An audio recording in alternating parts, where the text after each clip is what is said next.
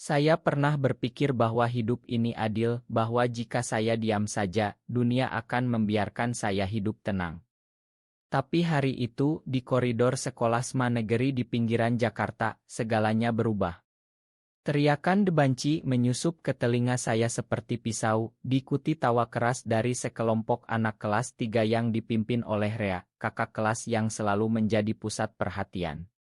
Saya, Ardi, baru kelas 2, hanya bisa menunduk saat mereka mendorong saya ke dinding, tas buku jatuh berhamburan.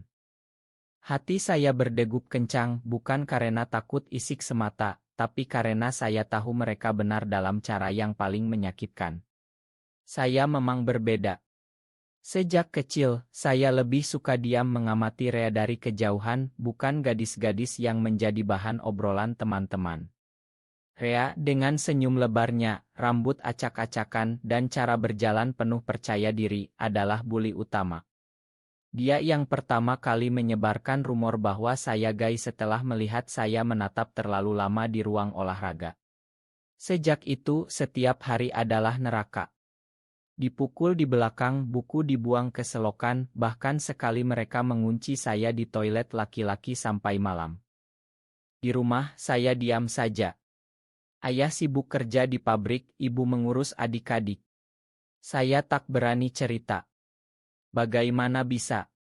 Di keluarga kami yang sederhana, di kampung dekat sawah Bogor, kata gaib saja seperti kutukan. Saya sering duduk di kamar kecil, menatap langit-langit, bertanya pada diri sendiri, kenapa saya seperti ini? Kenapa saya tak bisa normal seperti Rea, yang punya pacar cantik dan dikelilingi teman? Malam itu, setelah dipukul lagi hingga bibir berdarah, saya menangis sendirian. Saya berjanji dalam hati, suatu hari, saya akan balas dendam. Saya akan buat Rea merasakan sakit yang sama, atau bahkan lebih. Tahun-tahun berlalu cepat. Saya lulus SMA dengan nilai biasa saja, karena sulit berkonsentrasi di tengah bullying itu. Rea, tentu saja, lulus lebih dulu, katanya kuliah di Jakarta sambil kerja paruh waktu. Saya pindah ke kota kecil di Jawa Tengah, ikut paman buka usaha kecil-kecilan, mencoba melupakan masa lalu. Tapi luka itu tak pernah benar-benar sembuh. Setiap kali melihat pria yang mirip Rea, hati saya bergetar campur aduk, benci bercampur rindu aneh yang tak saya mengerti. Bertahun-tahun kemudian, saat saya sudah berusia 25, hidup membawa kejutan pahit. Ayah meninggal mendadak karena serangan jantung. Pemakaman di kampung ramai, banyak saudara datang. Dan di sana, di antara kerumunan, saya melihatnya, Rea. Dia lebih dewasa sekarang, tubuh lebih berisi, wajah masih tampan tapi ada garis lelah di matanya. Dia datang menghadiri pemakaman karena ternyata, setelah ayah meninggal, kami baru tahu bahwa Rea adalah saudara tiri saya, rom pernikahan rahasia ayah dulu sebelum menikah dengan ibu.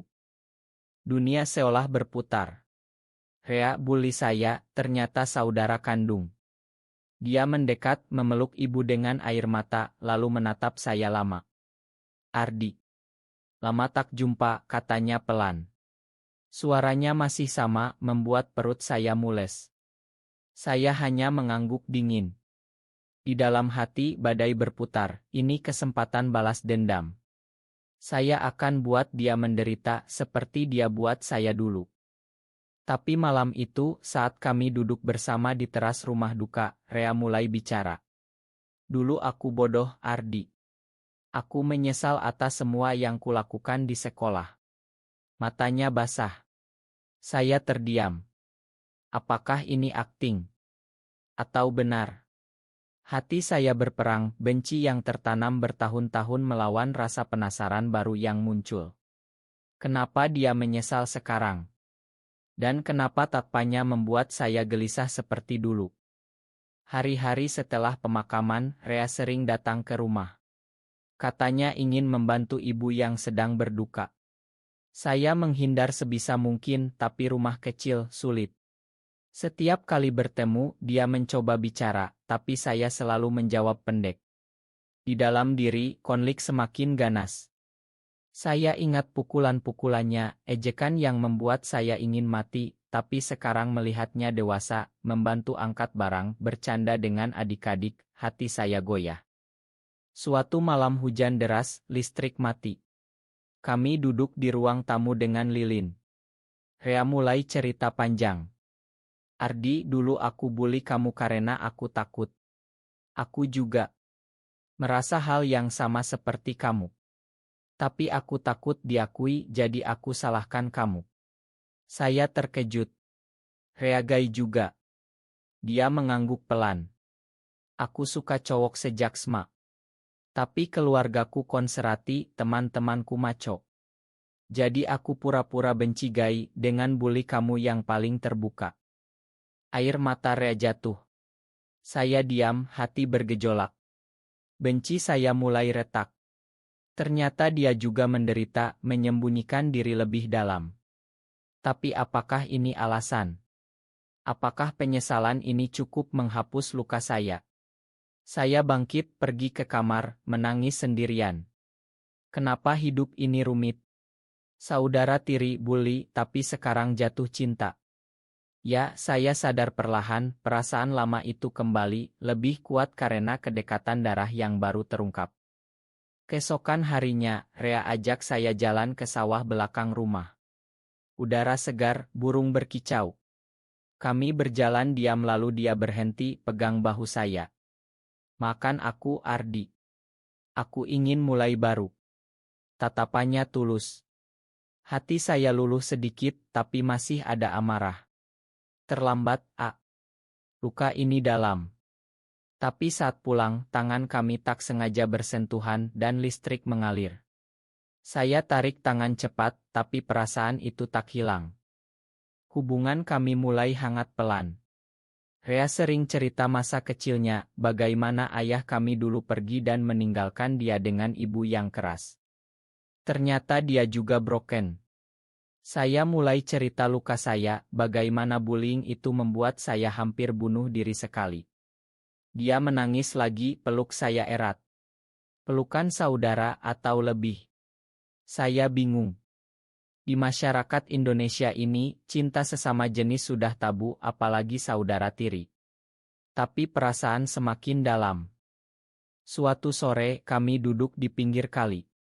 Rea pegang tangan saya. Ardi, aku jatuh cinta padamu sejak dulu. Tapi aku takut jadi aku sakiti kamu. Pengakuan itu seperti bom. Saya tarik tangan, tapi hati berteriak ya. Saya juga jatuh cinta lagi, lebih dalam. Tapi balas dendam masih mengintai, apa saya gunakan ini untuk sakiti dia balik. Malam itu, saya gelisah. Bayang masa lalu bercampur rasa sekarang. Rea saudara, tapi bukan darah satu ibu. Tapi tetap tabu. Dan ancaman balas dendam, saya bisa ceritakan rahasianya ke keluarga, buat dia diusir seperti saya dulu di sekolah. Tapi apakah saya tega? Cinta ini tumbuh liar, seperti rumput di sawah musim hujan. Kami mulai sering bersama, pura-pura sebagai saudara dekat. Rea bantu usaha saya, kami tertawa lagi seperti tak ada masa lalu kelam. Tapi setiap sentuhan, tatapan membuat hati saya sakit manis. Saya jatuh cinta dalam, tapi konflik batin semakin ganas, ini salah, ini incest meski tiri, ini dosa di mata agama dan masyarakat. Rea semakin berani. Suatu malam saat ibu tidur, dia masuk kamar saya. Ardi, aku tak tahan lagi. Dia cium kening saya. Saya dorong pelan tapi tak kuat. Kami pelukan lama, air mata bercampur. Aku cinta kamu, Tapi ini tak mungkin. Dia bisik, kita bisa rahasia, seperti banyak pasangan lain. Tapi rahasia tak bertahan lama. Adik perempuan mulai curiga, Kak Ardi dan Kak Rea kok selalu bersama. Ibu tanya juga. Saya panik. Di dalam suara balas dendam muncul lagi, sekarang saatnya. Saya bisa bohong, bilang Rea yang memaksa, buat dia dibenci keluarga. Tapi setiap kali lihat matanya penuh cinta, hati saya remuk. Kami mulai bertengkar. Saya tuduh dia egois, hanya pikir diri sendiri seperti dulu. Dia menangis, aku berubah karena kamu, Ardi. Kamu yang buat aku berani jadi diri sendiri. Pertengkaran itu membuat saya semakin tertekan. Saya minum miras sendirian, ingat Mas Asma ingin bunuh diri lagi. Tapi Rea datang peluk saya dari belakang. Jangan tinggalkan aku. Cinta ini semakin dalam, tapi ancaman masyarakat nyata. Tetangga mulai gosip, anak-anak itu aneh. Kami harus hati-hati. Rea ajak pindah ke Jakarta, mulai hidup baru. Tapi saya ragu, tinggalkan ibu. Dan balas dendam itu masih menggerogoti, apa saya biarkan dia bahagia setelah sakiti saya bertahun. Suatu hari, kami ke gunung dekat kampung. Di puncak, angin sepoi, Rea pegang tangan saya. Ardi, makan masa lalu. Aku ingin masa depan denganmu. Saya menangis. Pengampunan mulai datang, tapi luka masih ada. Meledak saat ibu tahu. Entah dari mana, gosip sampai ke telinganya. Malam itu, ibu panggil kami berdua. Benarkah kalian? Seperti itu. Matanya penuh air mata. Rea diam, saya juga. Lalu Rea akui, ya, Bu. Kami saling cinta. Ibu menangis histeris, ini dosa. Saudara sendiri. Rumah gaduh. Adik-adik bingung, tetangga datang. Saya merasa seperti di sekolah lagi, dihakimi. Rea lindungi saya, ini salahku, Bu. Jangan salahkan Ardi. Tapi ibu usir Rea, pergi. Jangan kembali. Rea pergi ke Jakarta sendirian. Saya tinggal, hati hancur. Sekarang balas dendam terasa kosong. Saya rindu dia, menyesal tak ikut. Malam-malam saya nangis, ingat pelukannya. Luka lama sembuh karena cinta ini, tapi sekarang luka baru. Saya hubungi Rea, aku ikut ke Jakarta. Dia bahagia. Kami mulai hidup rahasia di kos kecil. Cinta kami semakin dalam, saling dukung. Rea kerja keras, saya juga. Kami bahagia meski tak bebas. Tapi masa lalu mengejar. Teman sekolah dulu tahu, sebarkan gosip. Keluarga tolak kami. Saya hampir menyerah, tapi Rea kuatkan, kita cukup satu sama lain. Hidup di Jakarta tak mudah. Kami kerja, tapi sering diskriminasi. Teman kantor curiga, bos tanya aneh. Rea semakin protektif, tapi saya semakin tertekan. Suara balas dendam muncul lagi, ini karena dia dulu bully, sekarang karma. Suatu hari, Rea sakit parah. Demam tinggi, ternyata stres. Saya rawat dia, nangis. Aku takut kehilanganmu. Dia pegang tangan saya lemah, Ardi, cinta kita cukup untuk lawan dunia. Saat itu, saya sadar, balas dendam tak ada artinya. Cinta ini nyata, menyembuhkan luka lama. Saya makan sepenuhnya.